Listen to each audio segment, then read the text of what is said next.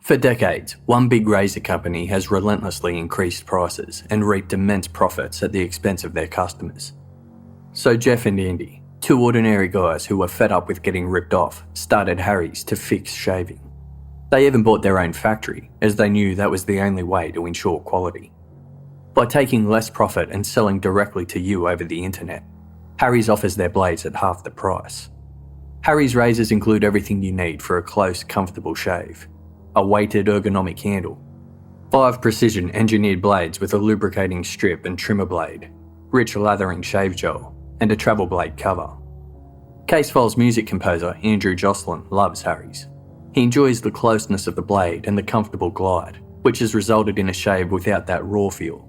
No skin irritation at all, no bumps. Get started shaving with Harry's today by claiming your trial set for just £3.95.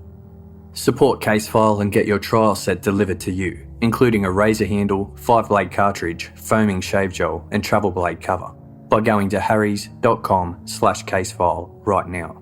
That's harrys.com/casefile.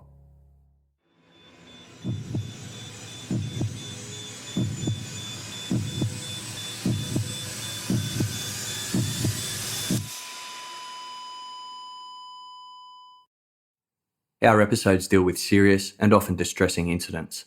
If you feel at any time you need support, please contact your local crisis centre. For suggested phone numbers for confidential support, please see the show notes for this episode on your app or on our website. Today's episode deals with a crime committed against a child. It won't be suitable for all listeners. On Sunday, October 5th, 1975, April Molseed was making her way through a list of chores in her home on Delamere Road in Rochdale, a town at the foothills of the moor countryside in northern England. As she prepared supper that day around noon, April realised she didn't have any bread, so she decided to send one of her kids on a quick errand to the nearby corner store. The Molseed family had a job roster in place for the 3 children, Laura, Fred and Lesley. It listed certain chores each one was responsible for to help out around the house.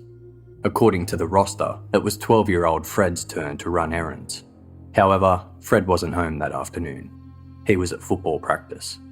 So next in line for the job was 11-year-old Lesley. April shouted for Lesley, whom she affectionately called Lel. Her familiar Scottish accent rang out to where Lesley played with her 13-year-old sister Laura. Moments later, Lesley appeared before her mother. April instructed Lesley to go fetch bread and air freshener. Lesley kicked her feet and protested. It wasn't her turn to go to the shops. It was Fred's. April encouraged Lesley with a small reward. Lesley playfully asked for 6p payment to complete the task. Her mother bargained her down to 3. April gave Lesley a £1 note to buy the items, and Lesley tucked the money in a sparkly purple sequin purse. Her mother also handed her a navy blue canvas shopping bag with the Tweety Bird character on its side. With autumn well underway, Lesley stacked layers on her small frame to ward off the crisp, chill air. She wore a blue woolen jumper over a red and white t-shirt, a pink skirt and brown shoes. She pulled socks up her thin legs. They were blue and white tartan, decorated with her idols, Scottish pop band the Bay City Rollers. She wrapped herself in a blue raincoat, lifting the hood over her mop of curly brown hair. The sight of her youngest daughter all tucked up in her coat, with her hood on and socks pulled up, made April laugh. To April, Lesley was her little darling, generous, kind-hearted and enchanting to be around. And compared to her other children, April was more protective of Lesley. Lesley had suffered ill health since birth, born with a congenital cardiac condition. At age 3, she received open heart surgery to fix a faulty valve, but her body never fully recovered. Her illness had suppressed her physical and mental growth. By age 11, Lesley stood barely 4 feet high, weighed just 25 kilograms, and assessments revealed she had the mental age equivalent to that of a 6-year-old. At times, Lesley's poor health would make her frail and lethargic, confining her to the house. With little energy to do much else, she'd sit by the window and watch as other children played outside. So when Lesley was feeling well, she fully embraced the day, taking nothing for granted. Even just running a quick, simple errand for her mum was an adventure she eagerly took on. April harboured no sense of concern allowing Lesley to take the short walk to the shops alone that Sunday afternoon. They lived in the council housing estate of Turf Hill, on the southeastern fringe of Rochdale. A predominantly residential town, Rochdale is nestled in the wide valley of the River Roach, just over 15 kilometres northeast of the city of Manchester. Its skyline is dotted with former cotton mills, a constant reminder of its rich history of textile manufacturing. An industrial revolution boom in the 19th century required the city to quickly expand and urbanise, turning the untouched country land surrounds into dense housing estates. Turf Hill Estate consisted mostly of working families similar to the Molseeds. They lived on long streets in matching double-storey red brick terrace houses with small front gardens framed by picket fences and low shrub hedges. The local community was self-contained and close-knit. These families had come to know each other well over the years. Their children attended the same schools, youth clubs and sporting activities. Neighbours were friendly and familiar. Local pubs, shops and parties were full of recognisable faces.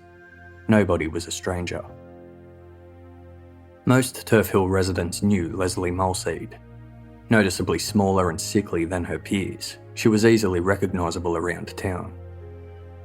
Despite her ailments, those who crossed paths with Lesley met an optimistic, spirited young girl with a friendly impulse to flash her gapped-toothed smile and greet everyone she saw. It was around 12:30 p.m. when Lesley headed out the front door of her family home on Delamere Road.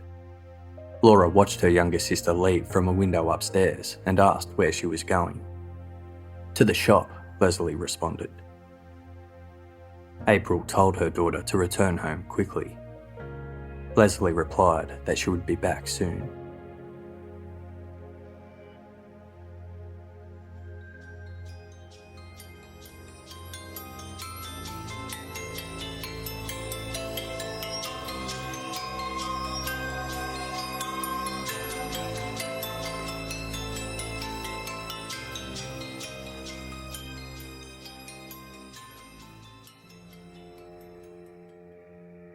One hour had passed since April Molseed had sent her daughter Lesley out to fetch bread, and she hadn't returned home yet.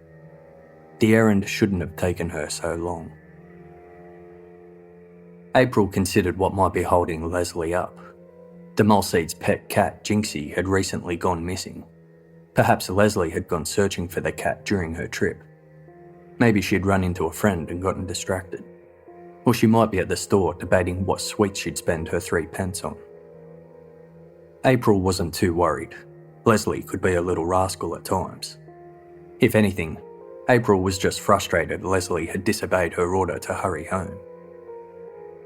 Lesley's older sister, Laura, was sent out to find her. Tracing what she believed was Lesley's likely route to the corner shops, she headed to a grocery store called Ryder's, where Lesley had most likely gone. When Laura arrived, she found the store was closed on Sundays. That meant Lesley would have continued on a little further down Ansdell Road to a convenience store called Spar. Yet, when Laura arrived there, Lesley was nowhere to be seen. Laura suspected her younger sister might have bypassed the bread buying altogether. Lesley was a regular at a nearby confectionery shop on Broad Lane called Margaret's. But there was no luck there either, and Laura returned home alone. April stood by the front gate, checking the road in both directions, expecting to see Lesley's hooded figure turn the corner at any moment. She wondered if Lesley had gotten herself hurt or lost. By now, Lesley's older brother, Fred, had arrived home from football practice, and he agreed to go with Laura and continue the search. Together they combed the local streets, but found no sign of Lesley.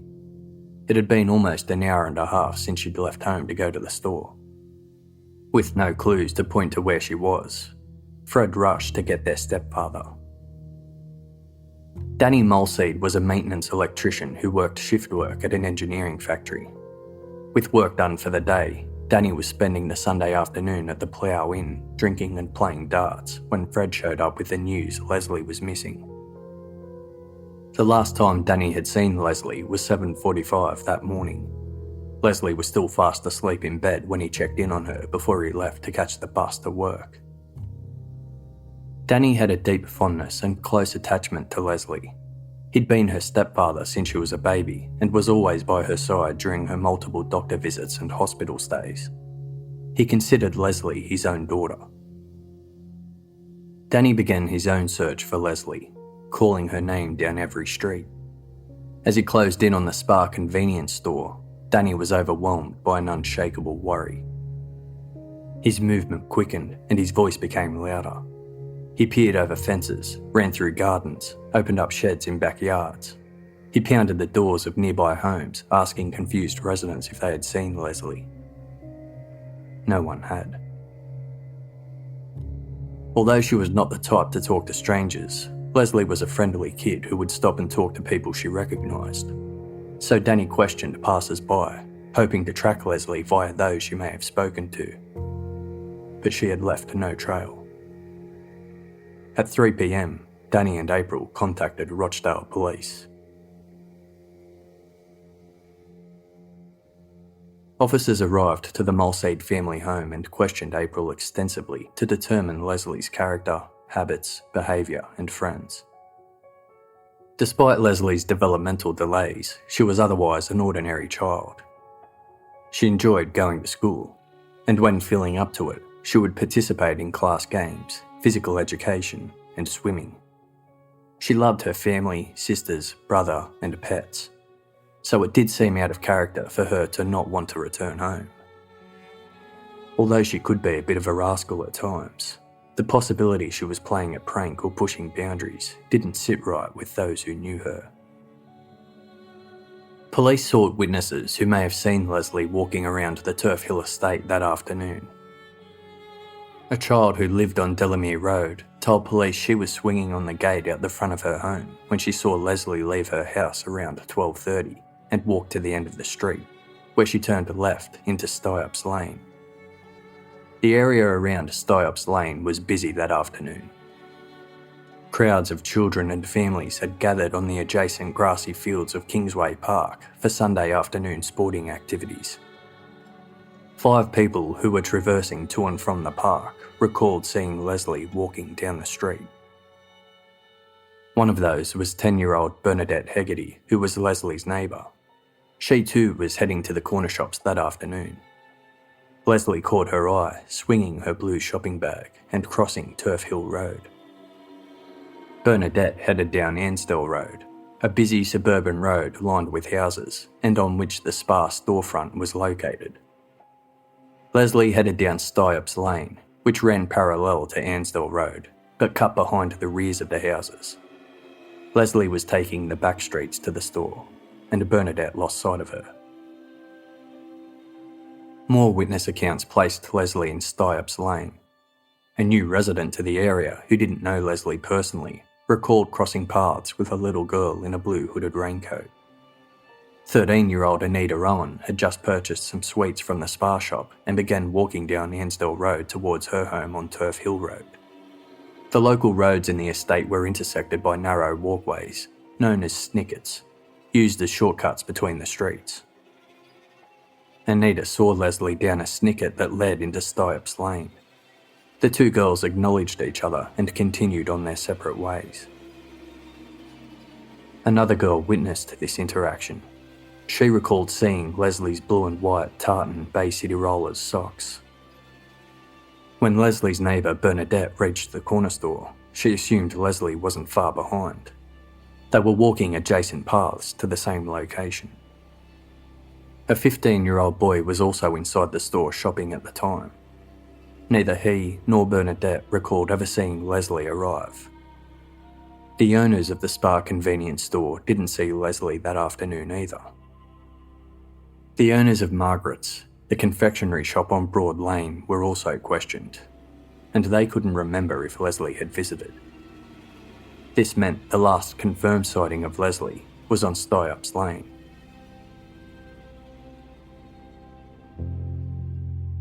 When the search party hit the area, there was a collective sense of unease. The section of Styop's Lane Lesley had wandered through was stark contrast to the area in which she had come. The busy, populated road lined with house fronts and wide open parkland funneled into a narrow alleyway. After a few hundred metres it met up with the turn of Buxton Crescent and opened into a high-traffic road again. But in this small section of laneway, there was no traffic. It was barely wide enough for a single car to slowly drive down. Lining both sides were the tall timber fences that encased the backyards of surrounding homes. It was a quiet, secluded path, completely enclosed and hidden from view. Based on witness statements, police were convinced Lesley didn't make it to the shops that afternoon. Something must have happened to her in Styop's Lane between 12:30 and 1:30 p.m, causing her to deviate from her errand. The alleyway's overwhelming sense of isolation raised concerns, but there were no signs of wrongdoing, so there was still the possibility Lesley was fine. Police door-knocked nearby houses, hoping someone may have seen or heard something. A resident of Styop's Lane told police she was standing at her kitchen window when she glimpsed Lesley walk past. She also recalled noticing a small yellow van that looked to be tailing Lesley. It was concerning, but police had to consider the encounter could be innocent. Most people would slow down behind a child on a narrow street. As daylight faded, the search for Lesley intensified. The assumption Lesley might seek shelter for the cold night resulted in searches of garages, cars, sheds, drains, as well as abandoned houses. The search radius expanded to farm and wasteland beyond the edges of the estate. Still, there was no sign of Lesley. It was a sleepless night for the Molseeds. By dawn the following morning of Monday, October 6, the search recommenced. Police cars toured Turf Hill Estate, announcing information over their speakers about Lesley Molseed's disappearance and description. As news spread, rumours followed. Talk arose of unknown men seen driving around town, propositioning local females and enticing children into their cars. With this in mind, focus returned to the last place Lesley was seen, Styop's Lane. But the simple fact was, there had been no reports of a scuffle, screaming, running footsteps, the acceleration of a car engine, or anything that could suggest Lesley met with danger there. 3 long days passed with no news. By the night of Tuesday, October 7, hopes had faded. It seemed as though every possible location was checked and rechecked, every street combed, every house visited. Police operations wound down as the incident room moved from the Molseed family home to the Rochdale police station. The stress was taking its toll on the entire community. Search parties were disbanded, vigils had come to an end, and the Molseeds were faced with the overwhelming realisation that their Lel might never come home.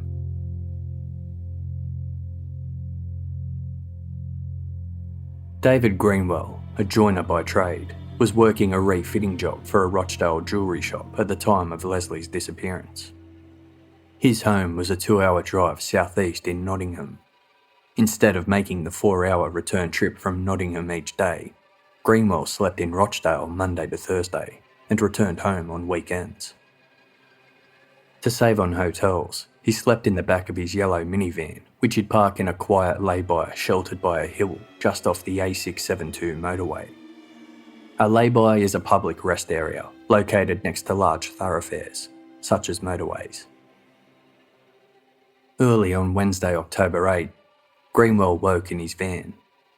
Feeling the urge to relieve himself, he scaled the hill, looking for somewhere out of sight of passing motorists. He found a flat moor covered in bracken and wild grass about 12 metres above. Through the low-lying fog, a blue shape lying in the grass caught his eye. Greenwell moved closer to inspect it. His stomach lurched. There was a blue raincoat attached to the body of a small child, face down and unmoving. In shock, Greenwell scrambled back down the hillside to his van. He drove to the jewellery shop, arriving just after 8 a.m. Colleagues immediately sensed something was seriously wrong. Pale and shaken, Greenwell revealed what he discovered on the moor. They immediately called the police. At 8:25 a.m, police were cordoning off the lay-by and surrounding moor. Detective Chief Superintendent Jack Dibb, head of West Yorkshire Law Enforcement, and Dick Holland, his junior officer from the town of Halifax, arrived to the scene. The body was that of a young girl with pale, freckled skin and curly brown hair. She was wearing a blue hooded raincoat, a pink skirt, and tartan socks. None of her clothing was disturbed. A navy blue Tweety Bird bag lay empty at her feet, and a purple sequin purse was found near her body. It was unzipped and empty. There was little doubt. Lesley Molseed had been found. The murder weapon appeared to be a small knife with a thin blade 1/2 inch wide and 2.5 inches long. 12 stab wounds cut through Lesley's clothes into her back, shoulders, neck and head. All strikes occurred from behind. There were no defensive wounds. A smear of blood was found on her left thigh. Police believed the perpetrator wiped the knife clean there after the attack. Forensic scientists were unable to determine an exact time of death. It could have occurred at any time during the 3 days Lesley was missing. No fingerprints or blood samples were found. Light semen staining was found on the outside surface of her underwear and skirt. However, there had been no penetrative sexual attack. The sample was of insufficient quantity to determine a blood type, and in 1975, DNA profiling didn't exist. As the morning wore on, a cold westerly wind picked up along the moors. With each sweeping gust, important evidence such as particles or fibres were at risk of being blown away. Sellotape was rubbed against Lesley's clothing to lift any fibres before the wind claimed them. 2 bright yellow wool fibres were found on her jumper and an orange rayon fibre on her right sock. Trace of a white powder was also found on Lesley's clothing. It was identified as containing maize starch, an ingredient in wallpaper paste. Investigators combed the moor for evidence. The area was littered with rubbish discarded by passing cars or swept up from elsewhere and carried downwind. Police collected what they could find, including empty bottles, cigarette packets, handkerchiefs, a sock, and a blue pen with a white cap. In total, 379 items were collected in and around the crime scene. One of these items stood out, a broken knife found near the lay-by. However, tests later revealed it was not the murder weapon. The man who found Lesley, David Greenwell, was at his home in Nottingham the day of her disappearance, and police quickly eliminated him as a suspect. When the police car came to a gentle stop out the front of their Delamere Road home, the Molseeds knew their little Lel had finally been found. The investigation into the murder of Lesley Molseed was kick-started by 100 police officers from West Yorkshire and Greater Manchester. They were powered by mounting pressure to find Lesley's killer as soon as possible. With no witnesses having heard signs of a struggle in Styops Lane, where Lesley disappeared, police considered the possibility Lesley was lured away by someone she knew and trusted. Local traders, ice cream men, milkmen, youth group assistants, taxi drivers, even Lesley's school bus driver were all interviewed as potential suspects. The grieving Molseed family also felt the heat of the investigators' spotlight. Their personal lives were exposed and scrutinised for any hint to a motive for Lesley's death. Lesley's mother, April Molseed, was originally married to Frederick Anderson, who was the biological father of Lesley and her 3 siblings. April believed Frederick did not adjust well to his role as a father. Tensions peaked when Lesley was born, whose ill health demanded more time and attention. One day, Frederick snapped and stormed out of the family home in a temper. As her relationship with Frederick deteriorated, April found comfort in Danny Molseed. Danny was far more compassionate towards her children, especially Lesley. Torn between both men, April decided to fix her broken marriage. The Andersons moved to Delamere Road, where old tensions were revived. This resulted in April being hospitalised for psychiatric treatment. Upon her release, Danny moved into the Delamere Road house to help her recover, causing April's husband, Frederick, to leave. Frederick and April divorced in 1972. Afterwards, April and Danny settled into a relationship, and in early 1975 they married. Wedded bliss was fleeting though. Danny lost his job, and the family were overwhelmed with debt. Danny also had a tumultuous relationship with his older stepdaughter, 16-year-old Julie. The two were always in conflict as Danny drew issue with Julie's boyfriends, causing the pair to have intense arguments. Julie moved out of the Delamere Road property to live with her biological father, Frederick. Instability led both April and Danny to alcohol. When social services visited the Molseed house after a call from a concerned neighbour, they found the young children home alone, and April and Danny at the pub. Stresses didn't dissipate when Danny finally found work. Debt still overshadowed their daily lives, forcing the Molseed family to start borrowing money from friends and neighbours. But people soon stopped lending them money, because they were never paid back. The Molseeds were far from an ordinary stable suburban family. With divorce, debt and drinking problems, as well as the added demands of an unwell child, a possible motive was established, although it was shaky. No one was fully convinced the Molseed family would intentionally harm Lesley. Danny Molseed had proven when provoked he could have a temper with his stepchildren. Did something happen causing him to snap and lash out at Lesley? It wasn't impossible, but it didn't seem likely. Danny admitted Lesley was his favourite, and therefore she was the least likely target of his frustration. Nevertheless, as more of a precaution, Danny Molseed was added to the list of suspects in Lesley's murder. By October 10, with no suspects in custody, an additional 100 police officers joined the investigation. They followed up on 400 calls that had come in from the public.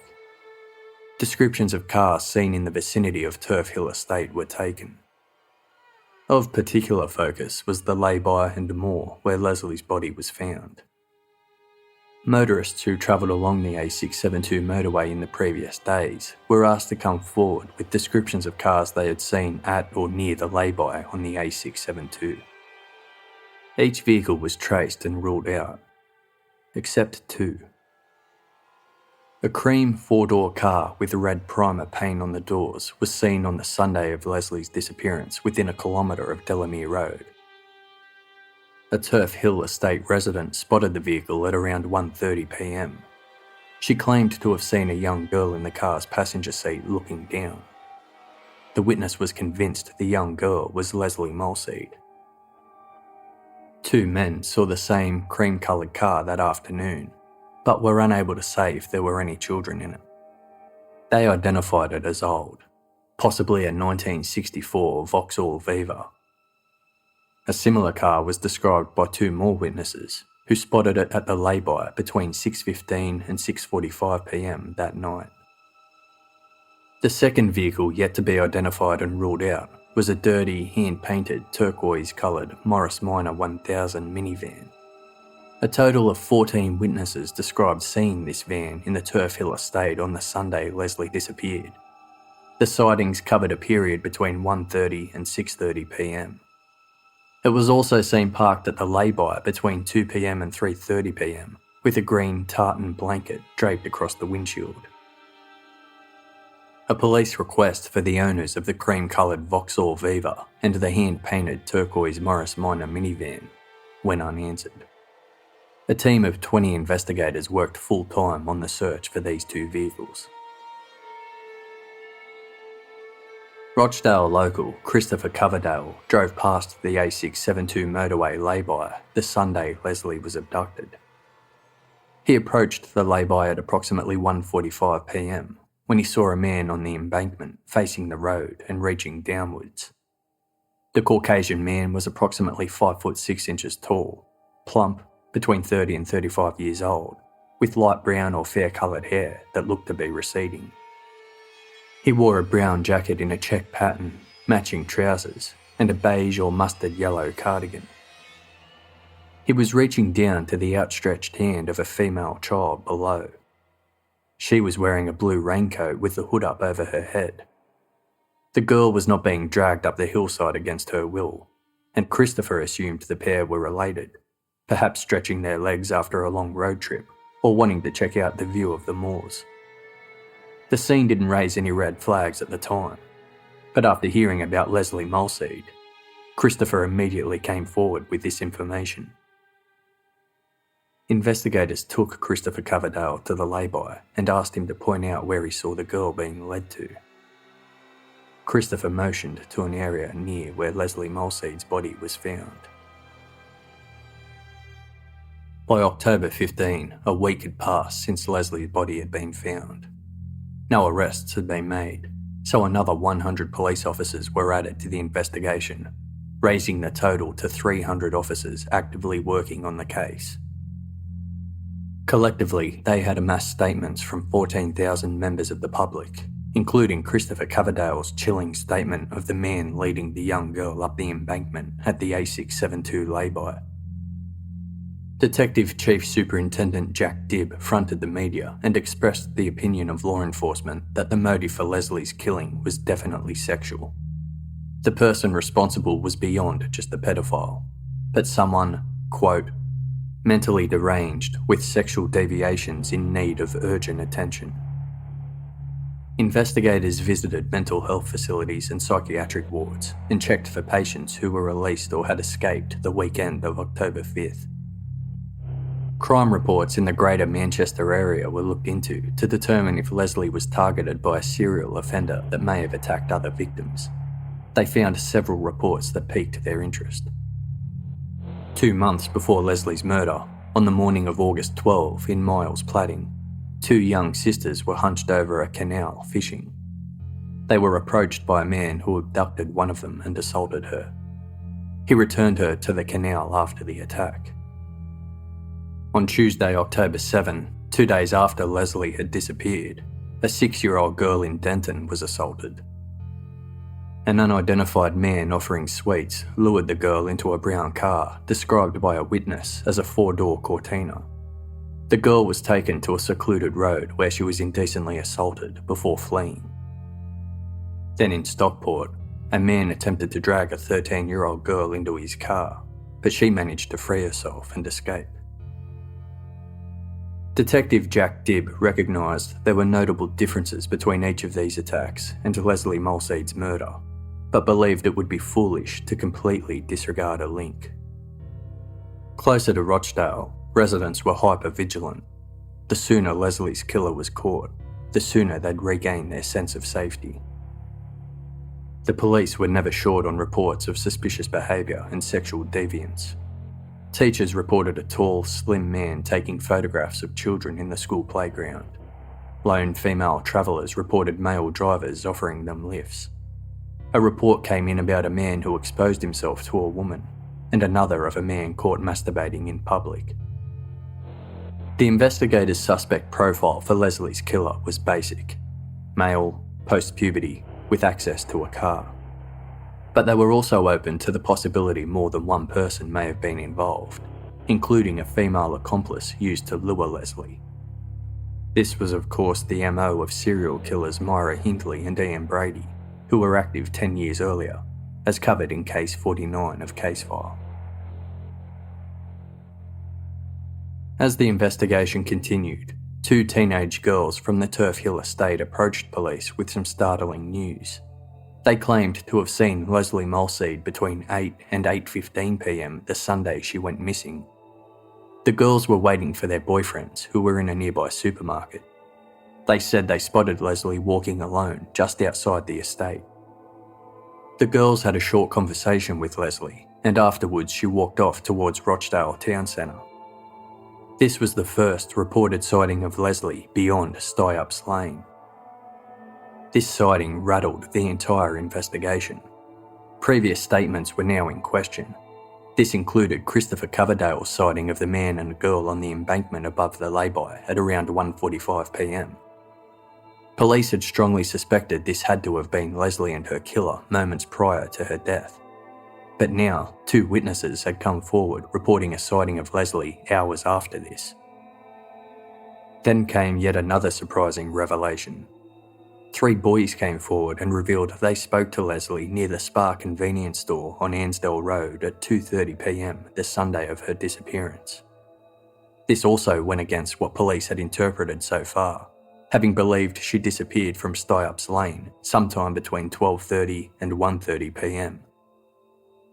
Police were forced to reshape their theories of Lesley's actions on Sunday, October 5th, based on these new accounts.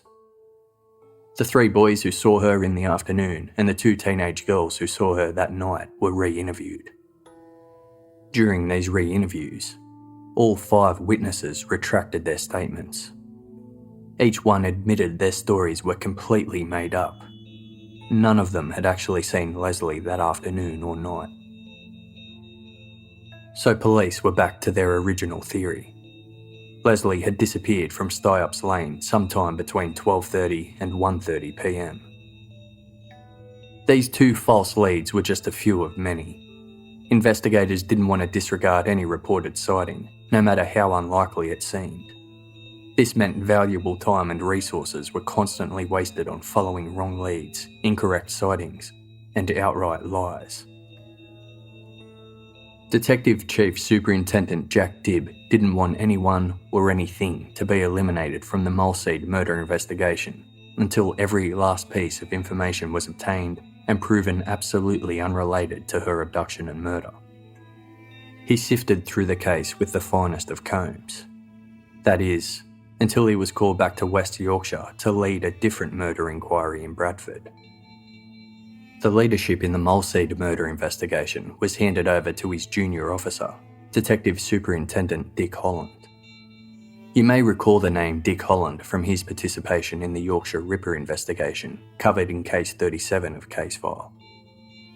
Jack Dibb would continue to oversee the investigation into Lesley Molseed's murder, but Dick Holland was now responsible for it. Detective Holland made renewed appeals to the public, reiterating their ongoing search for the owners of the cream 1964 Vauxhall Viva, witnessed with a child passenger, and the hand-painted turquoise Morris 1000 minivan, seen at the lay-by. Information then came in about a disturbing incident on the night of Friday, October 3rd, at the youth club at Kingsway Park, 2 nights before Lesley was abducted. Lesley was a member of that same youth club and lived less than 300 metres away from the park, although she wasn't there the night of October 3rd when the following incident occurred. At 9:50 p.m. that night, 3 girls aged between 16 and 18 walked towards the Kingsway Youth Club. They were startled by a man who opened his coat and let his pants drop, exposing his genitals. The girls shrieked and ran towards the youth club. One of the girls heard the man yell, "When I get you bastards, I'll shove this right up you." Police spoke with other children present at the youth club that night. 2 10-year-old girls were walking home when they caught sight of a man standing in the shadows of the front porch of a clinic on Stuyups Lane. Leaning against the wall with a hand in his pocket, he watched as the girls walked past. Uneased by his lingering presence, the pair rushed back to the safety of the Kingsway Youth Club. They described the man as around 5 foot 10 inches tall, thin, wearing a dark overcoat and a dark hat, possibly a beanie. They, along with others who were out walking that night, also noticed a dark green or yellow car parked nearby, with the radio playing loud from an open window. Many other children came forward with their own accounts of this unknown man. Some thought he was wearing a black beret. A little girl thought he was wearing a mask over his face. Another saw he had a pair of binoculars around his neck. One girl watched the man from the windows of the youth club building. She said he was carrying a knife. Police found the children's recollections of the night varied in minor details, but police expected small discrepancies or exaggerations in statements given by young children and teenagers who witnessed something traumatic. Nevertheless, one thing was consistent. They all saw a suspicious man acting indecent near the youth club that night, only 2 nights before Lesley Molseed was murdered. 13-year-olds Deborah Mills and Maxine Buckley were at the youth club on the night of Friday, October 3rd as well. They both observed the deviant loitering around Styups Lane and were able to offer police their own descriptions of the man.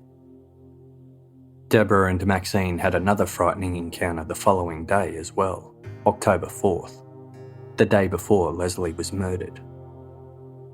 About 12:45 p.m, Maxine and Deborah were walking together along Vavasor Street in the Turf Hill estate.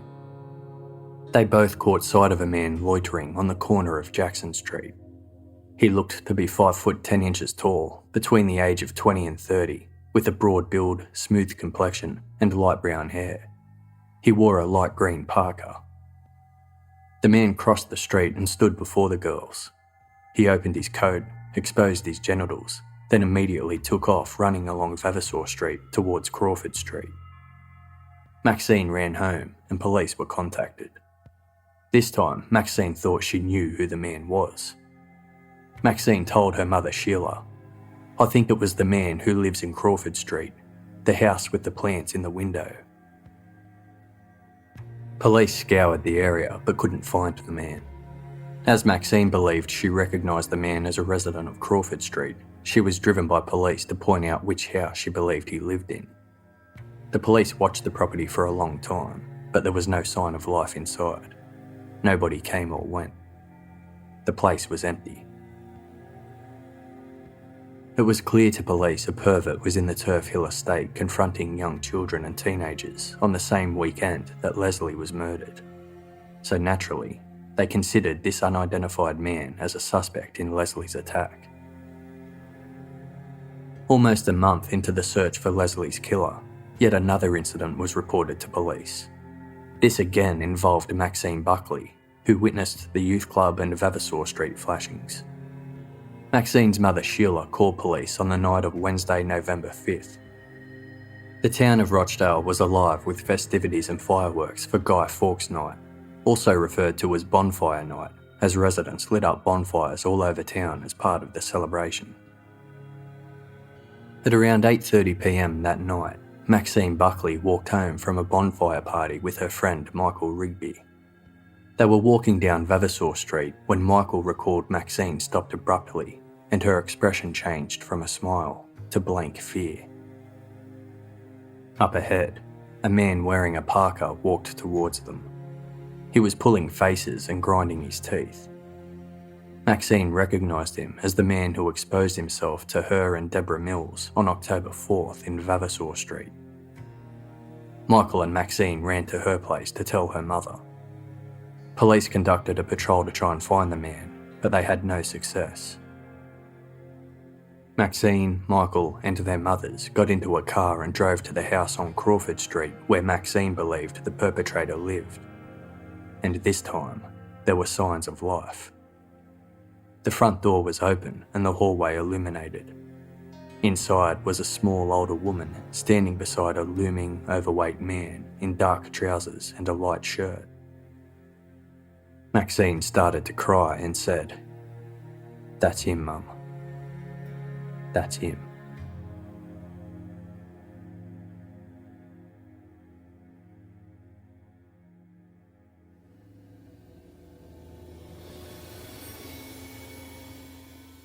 Thank you for listening to today's episode. We'll be back soon. Today's episode is brought to you by Quip.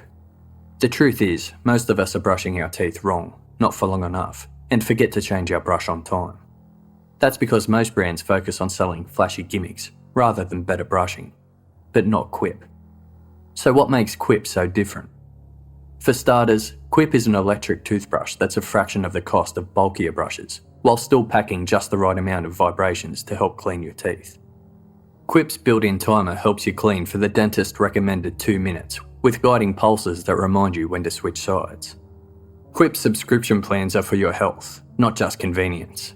They deliver new brush heads on a dentist recommended schedule every 3 months for just $5, including free shipping worldwide. Quip also comes with a mount that suctions right to your mirror and unsticks to use as a cover for hygienic travel wherever you take your teeth. And finally, everyone loves Quip. They were on Oprah's O list, named one of Time's best inventions, and it's the first subscription electric toothbrush accepted by the American Dental Association. Plus, they're backed by a network of over 20,000 dentists and hygienists. Hundreds of thousands of happy brushers use Quip every day.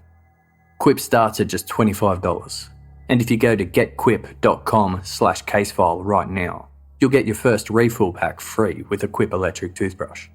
That's your first refill pack free at getquip.com/casefile. That's getquip.com/casefile. Today's episode is also brought to you by Hims. Preserving your hairline can be an impossible task when listening to Casefile. The stress of unsolved cases, head-scratching investigations, and hair-raising criminals can make your hair fall out. Or maybe you or someone you care about are just losing hair naturally. Whatever the case, you're not alone. 66% of men lose their hair by age 35. But there's good news. You don't have to turn to weird solutions or do nothing. You can turn to medicine and science. ForHims.com is a one-stop solution for hair loss for men. Hims connects you with real doctors and medical-grade solutions to treat hair loss. You've heard me talk about other great online companies before: meal delivery services, mattresses in a box, and audiobooks. Now it's time to visit ForHims.com. Thanks to science, baldness can be optional. There's no snake oil pills or gas station counter supplements here. Only prescription solutions backed by science. And the best part is, it's all done online. There's no waiting room and no awkward doctor visits. You can save hours by going to forhims.com. Just answer a few quick questions, a doctor will review and prescribe you, and those products will be shipped directly to your door. Easy. Listeners of Casefile get a trial month of Hims for just $5 today, right now, while supplies last. See the website for full details. This would cost hundreds if you went to the doctor or a pharmacy. Go to forhims.com/casefile. That's forhims.com/casefile. forhims.com/casefile. I also want to tell you about a cool new show called This Sounds Serious, a new Castbox creation. It tells a fictional murder story that involves twins, cults, and a Florida weatherman. If you're a fan of true crime and comedy, then you'll love this show. It's a fake true crime podcast that delivers big on both laughs and story. With wild twists and turns that will leave you dying for more, this will become your new go-to podcast. This Sounds Serious was written by the people behind Maximum Fun's Stop Podcasting Yourself, CBC's This Is That, and Panoply's Dexter Guff is Smarter Than You. It stars Peter Oldring from the Dexter Guff is Smarter Than You podcast and Carly Pope from the TV shows Arrow and Suits. The series moves beyond parody by telling a compelling, serialised story that will leave you dying for more. The first 2 episodes are available May 1st, wherever you get your podcasts, and each episode is about 25 minutes long, perfect for a commute or road trip. So go download it today.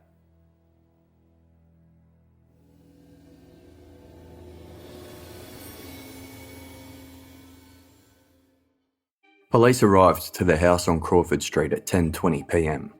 They wanted to interview the man Maxine Buckley had identified as the sexual deviant who'd exposed himself to her on October 4th on Vavasor Street. Maxine wasn't certain if he was also the same man from the youth club incident on October 3rd, but given the similarities in both incidents, it seemed likely they were perpetrated by the same offender.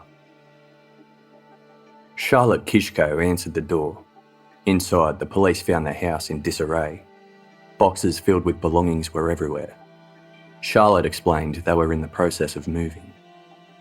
When police told her the reason of their visit, Charlotte said, "You have no right to accuse my son of such things. He is a sick boy.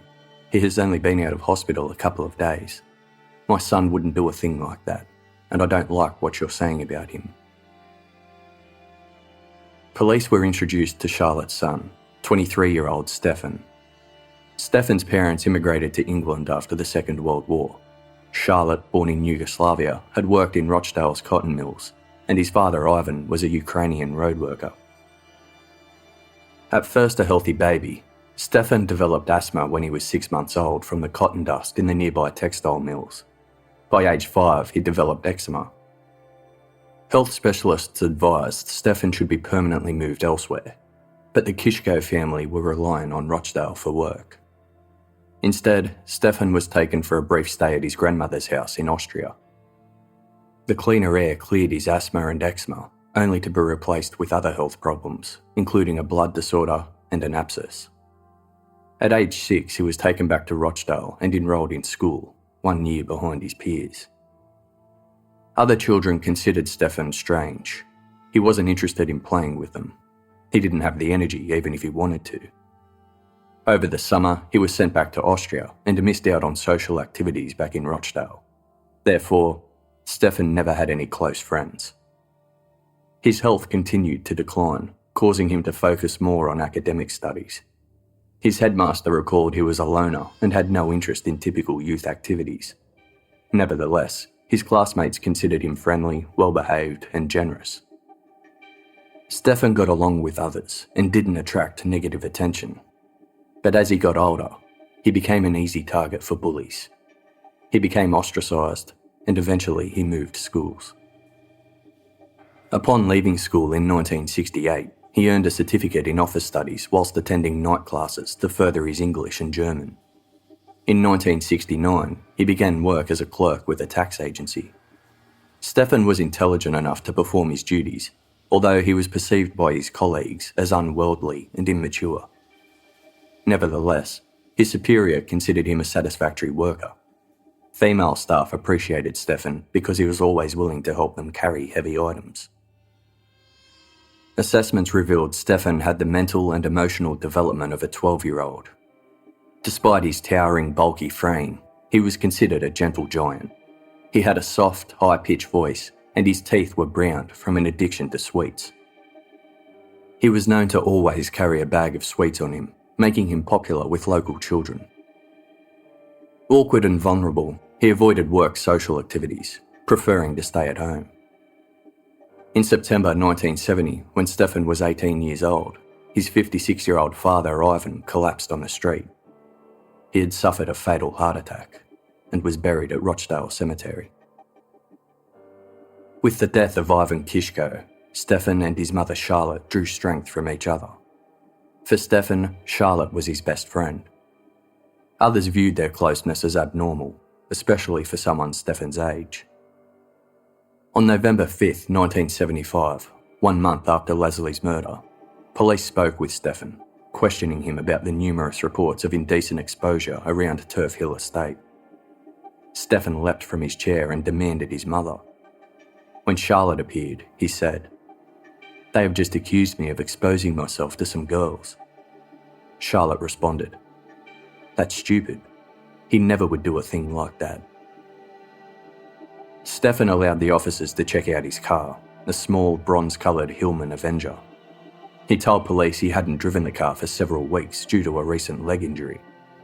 1 year prior, Stefan suffered a complex break in his ankle known as a Pott's fracture.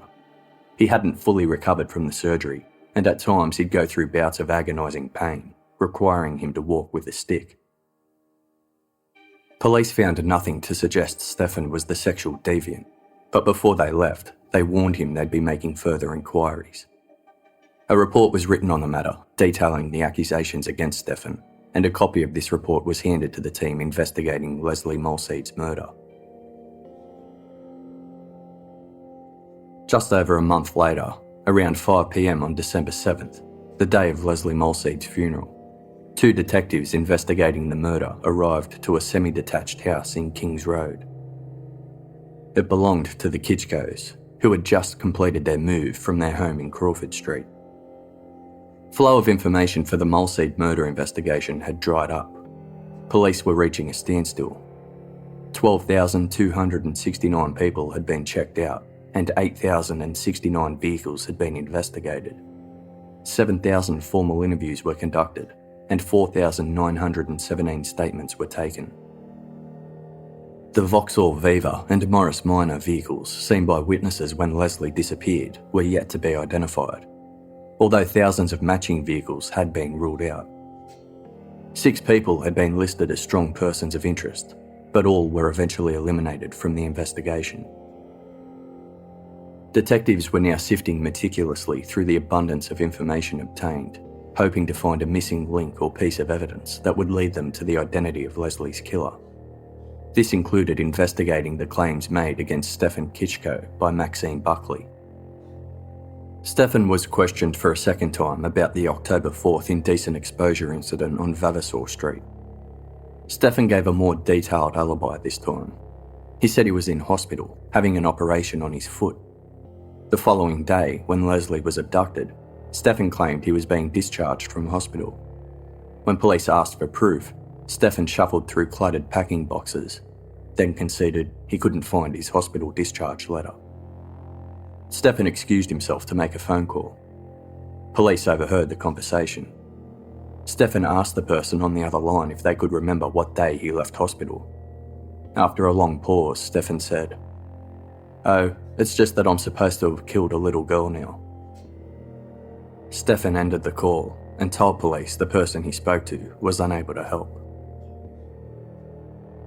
Stefan said he was willing to make a formal statement regarding his whereabouts on Sunday, October 5th. At this stage, detectives weren't fully convinced Stefan had any involvement in Lesley's abduction or murder. He didn't fit their profile of Lesley's killer. He was socially naive and childlike, polite and gentle, and although a little strange, detectives believed he was decent and respectable. Stefan made a one-page signed statement. Quote, "As far as I can remember on Sunday, October 5 this year, I was an inpatient at Manchester Royal, where I was receiving treatment for an ankle injury. If I had been discharged from hospital on October 5, I would have certainly have spent all that day at home, as I was almost unable to walk at the time." Detectives later visited the Manchester Royal Hospital. Upon checking hospital records, they made a startling discovery. Stefan Kitschko was not discharged on October 5. He was discharged on September 15, 3 weeks before Lesley was abducted. Detectives returned to the Kings Road house to confront Stefan with the discrepancy in his statement.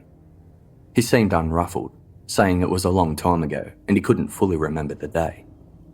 He accepted he must not have been at Manchester Royal Hospital on the weekend of October 4 and 5. Instead, he claimed he was at his Crawford Road home helping his mother pack in preparation for their move to Kings Road. According to Stefan, he remained home for the duration of his recovery. He didn't go out at any time because he had difficulty walking. Stefan stated specifically that the first time he left the house after his surgery was Sunday, October 12, a week after Lesley was abducted. On that day, he drove his mother and aunt to Rochdale Cemetery to visit his father's grave. At 10:30 a.m. on December 21, 1975, Stefan Kitschko heard another knock at his front door.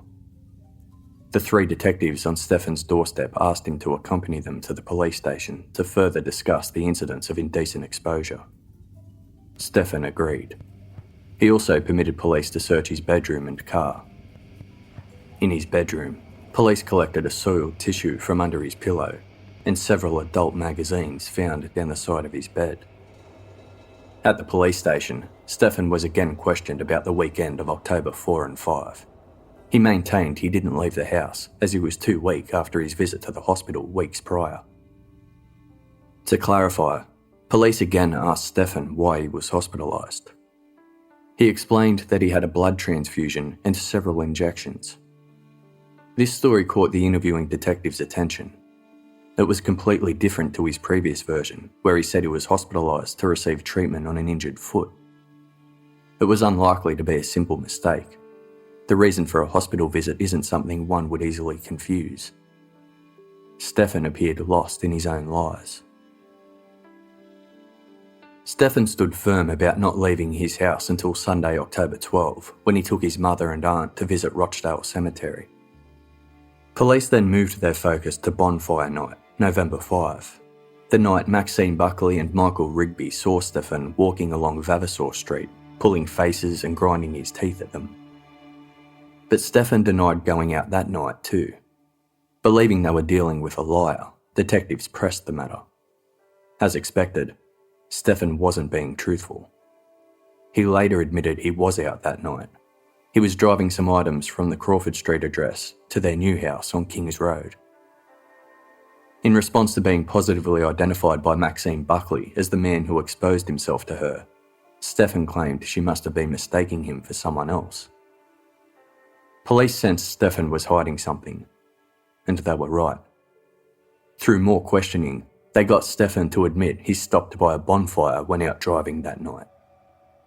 When asked if he got out of the car, he said, quote, "Well, I may have done, but I can't remember.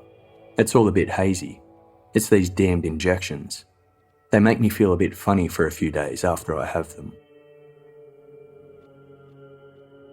In August 1975, 2 months before Lesley's murder, Stefan was admitted to hospital for severe anemia. Tests confirmed Stefan had hypogonadism, a hormone deficiency that causes defective sexual development. This explained why Stefan was stuck in a childlike mental state.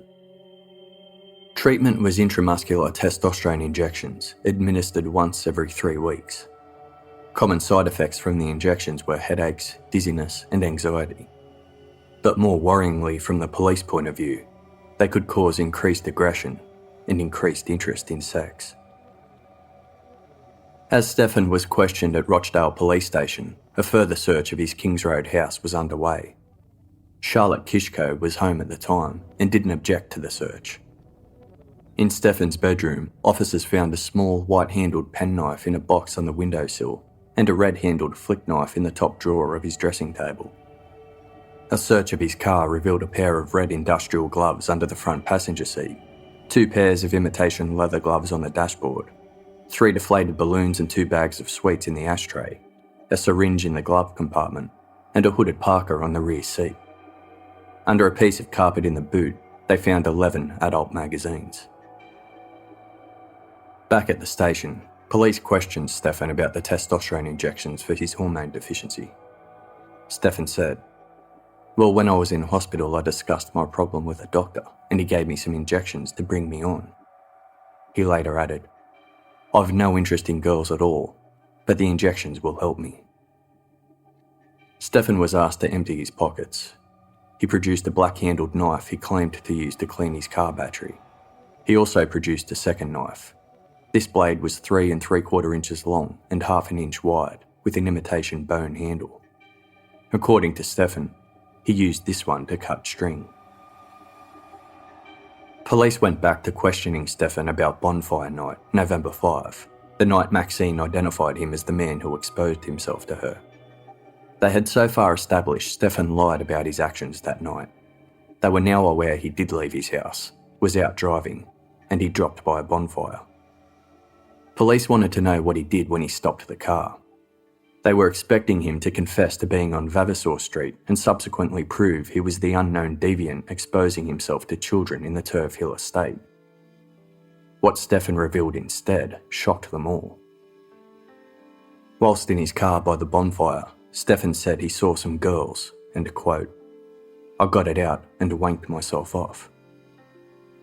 He said that was the first time he had masturbated in public, but he'd done it other times since then. When girls weren't around, he would use the magazines instead. As Stefan's interview continued, police searching his car made an intriguing discovery. In the glove compartment, they found 2 small pieces of paper with a list of handwritten letters and numbers. They were car registration details. One stood out from the rest. Unlike the others, it was written in red ink. ADK 539L. Police had actually seen this number plate before. It belonged to a Renault 16TL. The owners had spoken to investigators earlier in the Molseed murder investigation. The Renault belonged to a couple from Manchester. On Sunday, October 5, 1975, the day of Lesley's abduction, they visited Rochdale, arriving at 2:15pm and leaving at 7:15pm. Upon their arrival and departure, they had travelled along the A672 motorway, passing the lay-by where Lesley Molseed's body was later found. Police wanted to know why Stefan Kishko had this number plate written on a piece of paper in his car. With this discovery, Detective Superintendent Dick Holland, the leading officer of the Molseed murder investigation, decided to take a more active role in the questioning of Stefan Kishko. He sensed this was the smoking gun they'd spent 3 months searching for. Detective Holland asked Stefan about the list of car registration details he had written down. Stefan admitted he would write down the registration details of any vehicles he was bothered by or saw driving recklessly. He'd started years before when he was almost hit by a car. Police had told him back then that unless the car could be identified, there was little they could do, and they suggested he take note of the registration details if it ever happened again. Stefan went through his lists and was able to recall the exact reason why he wrote down most of the registration numbers. He faltered only at one: the number plate belonging to the Renault that passed the lay-by twice the day of Lesley's disappearance. The number plate that stood out from the others, as it was written in red ink. Stefan couldn't remember why he wrote that registration down. He stated, "I can't remember anything when I've had my injections. I go all hazy."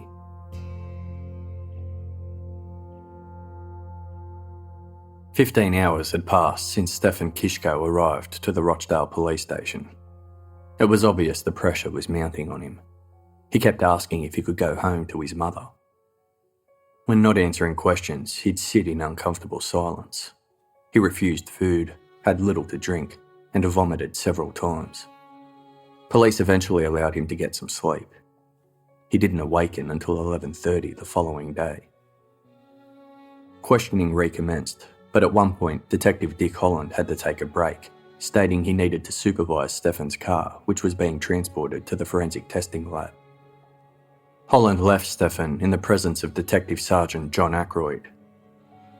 As they waited for Holland to return, Stefan asked what was going to happen. Ackroyd replied that further inquiries would be made. Stefan stated, "This is terrible. It's those damn injections. All this would never have happened." Ackroyd pried Stefan for more information. Stefan said, "Well, that thing at Kingsway Youth Club and that little girl I picked up." Ackroyd asked Stefan which little girl he was referring to. "The little girl Lesley," Stefan answered. "I don't know what happened. It's all a bit hazy. It's those damn injections." Stefan went on to say that he picked Lesley up in his car on the Sunday, the day he killed her. Ackroyd stiffened. He asked Stefan to clarify. "Did you just admit you murdered Lesley Molseed?" "Yes," Stefan replied. "I killed that little girl." Ackroyd rushed to the door and signalled to the other officers.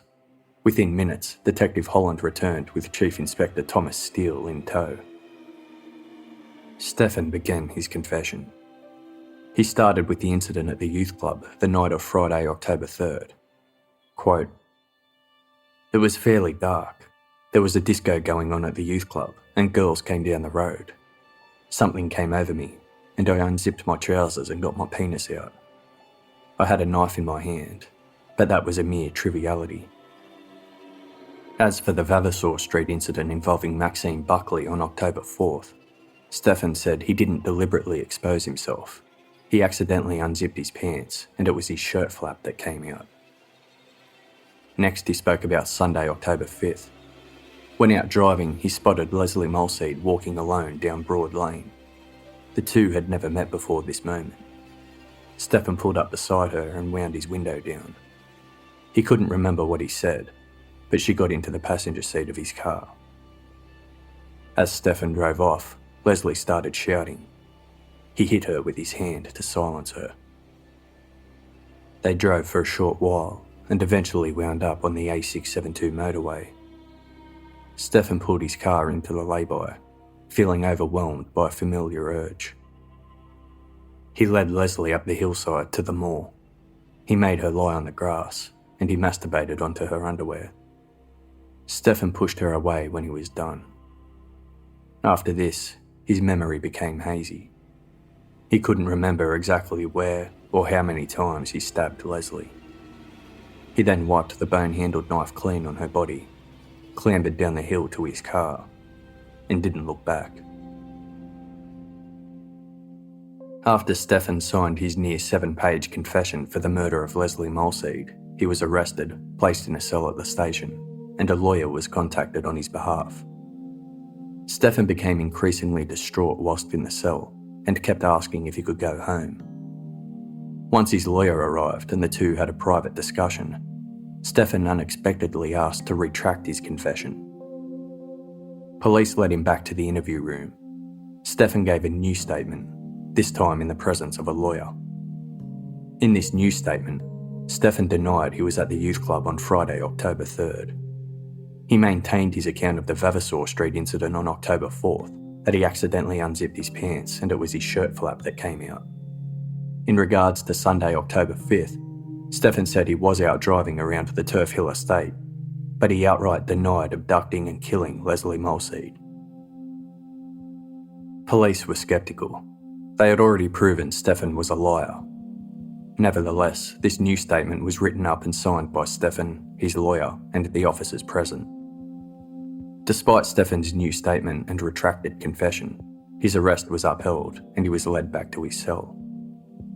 On the way back to the cell, Detective Dick Holland asked Stefan, "From your first statement, you have described the effects of the drugs, and if you were hazy and can't remember, how do you know what you told me in the first statement is untrue?" To which Stefan replied, "I have told you the truth. I remember the girl by the shop in Broad Lane and taking her to the moors. I must have stabbed her. That's how I showed you the bone-handled knife." Stefan had changed his account again. He was back to confessing. His lawyer was no longer present when he confessed this second time. At 10:15 p.m. that night, Stefan was driven towards Halifax Police Station. The police car moved away from the lights of Rochdale and into the dark, rolling hills of the moors. Suddenly, the police car pulled off the road and came to a stop. Stefan's body started to shake. His hands moved into the prayer position. He said anxiously, "I can hear voices, can't you?" The police car rolled out of the lay-by and emerged back onto the A672 motorway.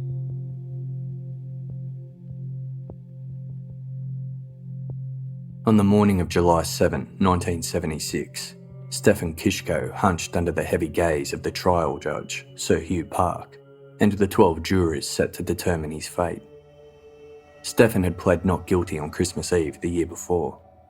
His lawyer didn't apply for bail. It was the first Christmas Charlotte Kishko was alone, without her son. There was little doubt amongst the court. Stefan Kishko had abducted and killed Lesley Molseed. In private, even his own lawyers said they thought he was guilty. Stefan was a confessed public masturbator who'd exposed himself in the presence of young girls.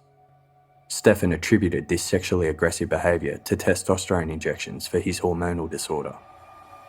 He received one such injection on Friday, October 3rd, 1975, 2 days prior to Lesley Molseed's abduction.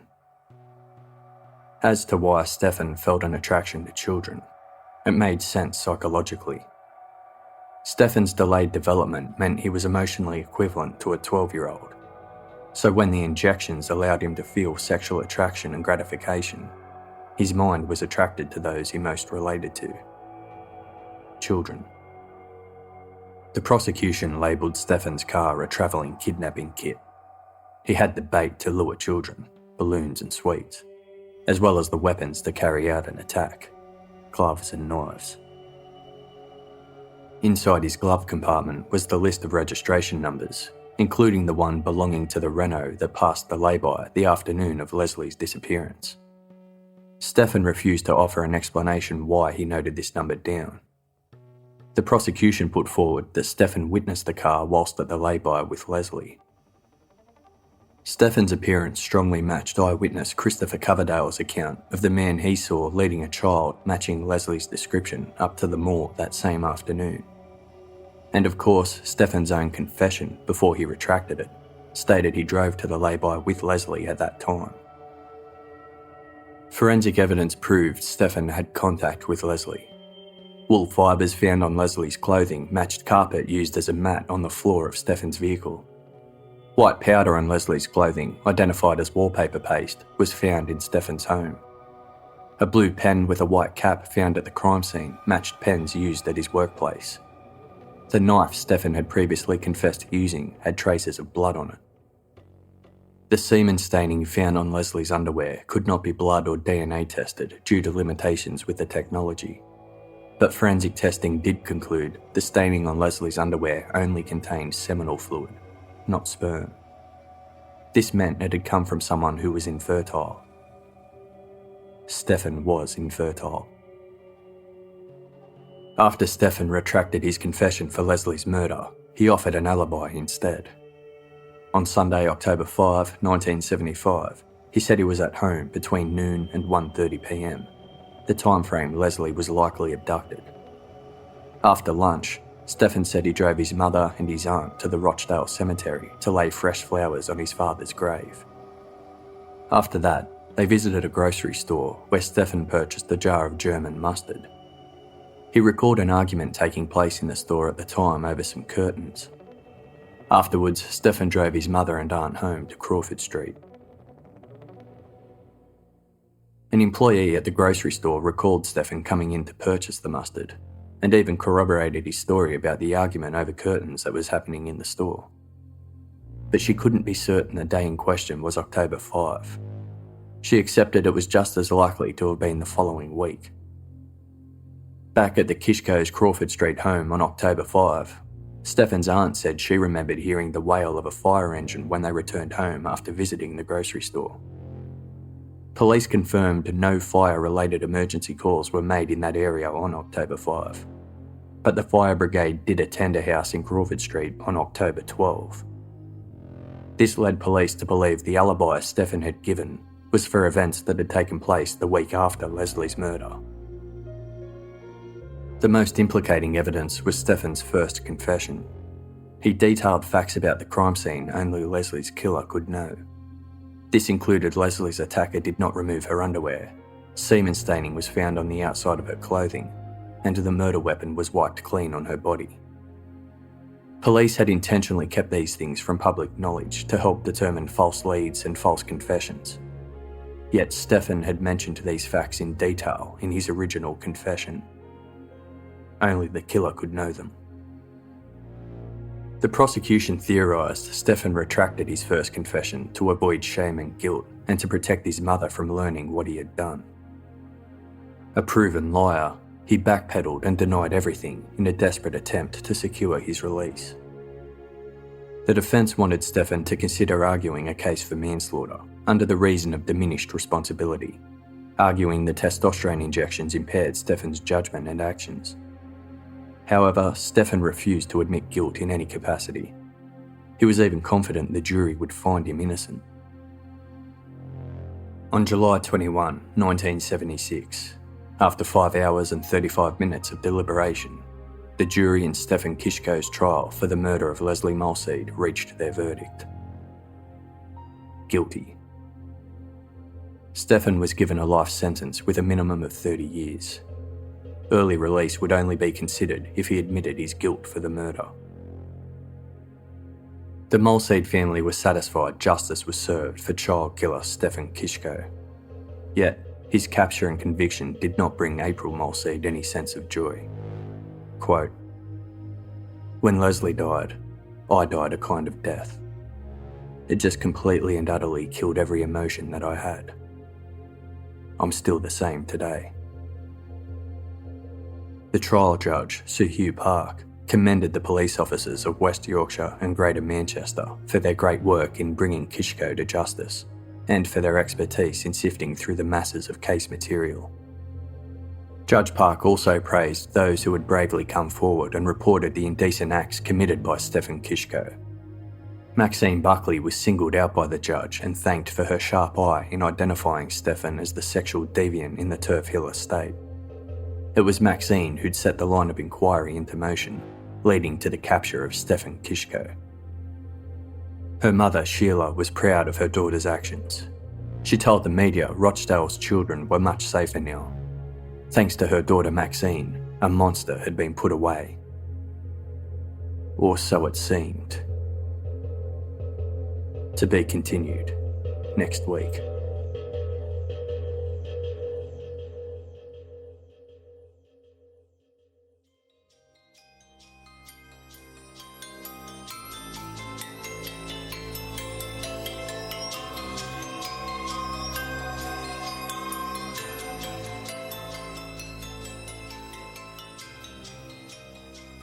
I want you to meet Daniel Bronstadt. Hello! Over here! He's a little strange. Some nights I wake up and I think it would be amazing to go on a flamingo hunt. He lives in a rundown mansion. Originally, this was meant to be a bathroom, but I've converted it into my bedroom. I just feel more comfortable sleeping in small spaces, and so I actually sleep in this tub. And he also may have killed his twin brother, Chuck.